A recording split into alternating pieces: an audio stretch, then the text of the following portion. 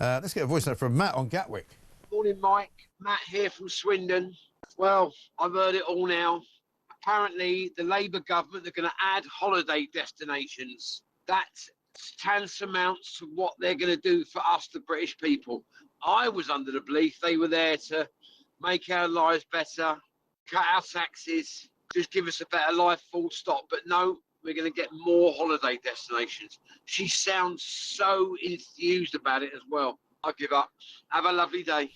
Well, at least you didn't mention the e-gates. Remember Starmer with the e-gates? Oh, the e-gates. It'd be great. You know, this is what we've done. We've done this great new deal with the European Union. What does it mean? Does it mean that we can get cheaper food? Does it mean that we can have, you know, absolutely zero problem of getting from one place to another without being stopped by immigration specialists? Oh, yes, we will have the e-gates. The e-gates. Yeah, this is fate of the e-gates.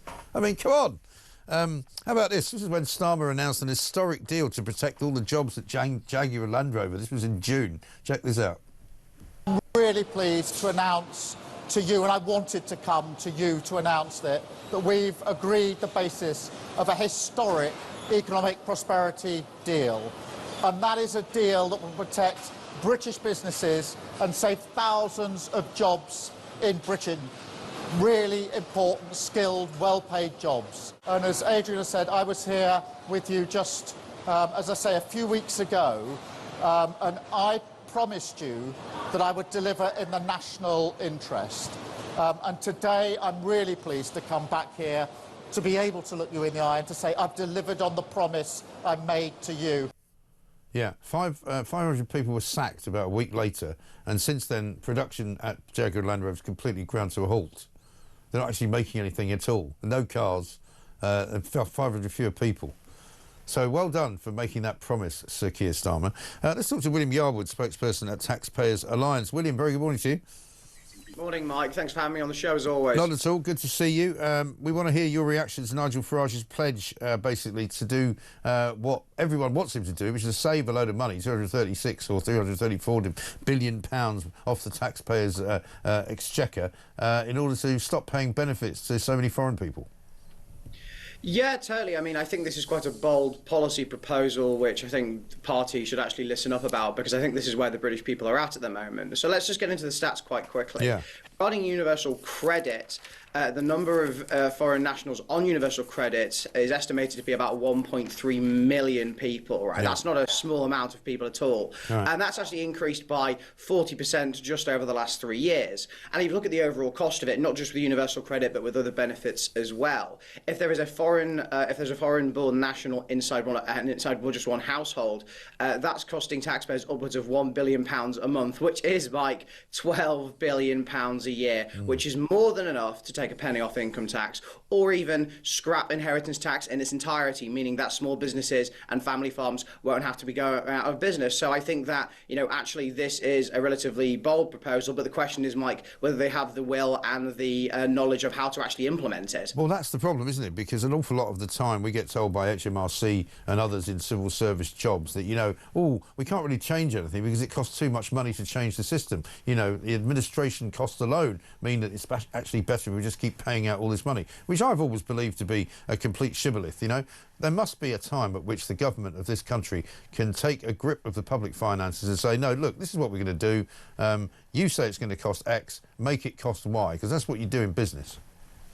Yeah, totally. And also, I think the problem is that the civil service and the sort of wider state, I mean, we're running a campaign at the moment called Britain's Quangos Uncovered, which reveals how many politicians that we elect actually don't have all that much power at all, because they've siphoned off power years after years after years to unelected bureaucrats and bodies that many people have never even heard of, which, by the way, for Mike, me and you and your listeners pay for via our taxes, despite the fact that they have no democratic oversight or accountability at all. And I think if Reform's serious about this plan, they need to look at wider civil service reforms and wider Quango reforms so that they can actually push these things through, because I think for many years, Mike, there's been a sort of a radical shift in people's views on migration, to the extent that people actually now want the abolition of indefinite leave to remain. They want foreign nationals to not get access to the welfare state or even the National Healthcare Service. And actually that's where the centre ground is. And if the civil service and the wider state is not on side with the British people, then that raises questions about who they're there to serve.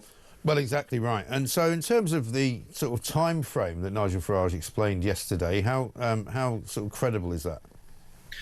Well, I think the time frame is still a little bit loose. I mean, the 234 billion figure has actually been disputed slightly by the very people who actually came up with the figure in the first place and said that actually it needs to be revised. But putting that to one side for the moment, I think that if this is over the course of maybe a parliament or even two parliaments, I think that could be a realistic plan. I don't think we should get too excited with the idea that in 1 year, suddenly the government will be able to save 234 billion, because I think that is slightly for the birds.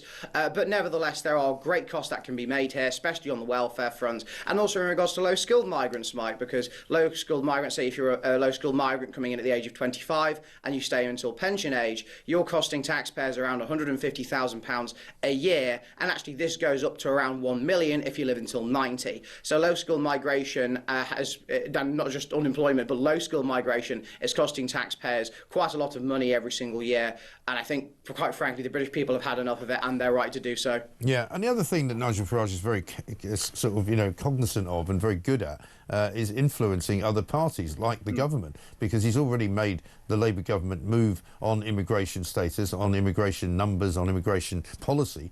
So will this have that same effect, do you think, on Keir Starmer? He'll have to find different ways of saving money. If he doesn't like these, he's still going to have to find ways to match the savings.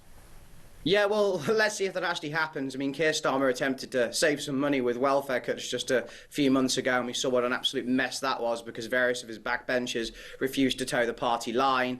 I mean, his new plan, where they've actually only put about 2 or 3 illegal migrants there, saying it's some sort of huge success, when in reality it's a bit of a fluke, despite the fact that we've given millions and millions of pounds to France over the last few years to try and get these deals organised. Look, I'm all in favour of the Everton window shifting on this issue, and of the other political parties want to get in line. That's good, because actually, Mike, on a more serious and fundamental point, I think there has been a democratic deficit between politicians and the people on this issue for quite a long time, where the people have constantly voted for political parties that have said they will reduce migration in all of its forms, and yet, especially with the last Conservative government, you saw migration, this touted Boris wave, going through the roof, to the extent that now we have a burgeoning population, public services are under strain, and it's costing taxpayers billions and billions of pounds every single year. So I think that if other parties start to realise this, that could actually fix the democratic deficit between the people and the politicians in a decent time. Yeah, it's definitely time for that. Good to see you. Judge William Yarwood, spokesman from the Taxpayers Alliance. Thank you very much indeed. Pop in Paphos says this: here in Cyprus, we used to have mega water shortages until they built desalination plants in the sea. I wonder where you could find that much water near an island like Great Britain. Well, I've been promoting desalination plants for years. People used to laugh at me and go, "Oh yeah, that's a really clever idea. Or you're going to use salt water to water the ground." No, a desalination plant takes the salt out of it, you monkeys. How about Justin on queuing at the bar? From Costerdale, Halifax here, on a beautiful sunny morning. On the queuing in bars and boozers thing, the problem that you've got is back in the day, before they started turning them all into swanky drinking outlets, you used to have a big long bar, and you used to have 3 or 4 staff on, or 2 or 3 staff. But now they're tiny little bars, so if you start queuing, you're going to be queuing out the door. I've seen it implemented around here, I'd say for the last 12 months, maybe more, in West Yorkshire. It is a bit silly. I do understand it when a bar is really small and you just do that anyway, just purely common sense.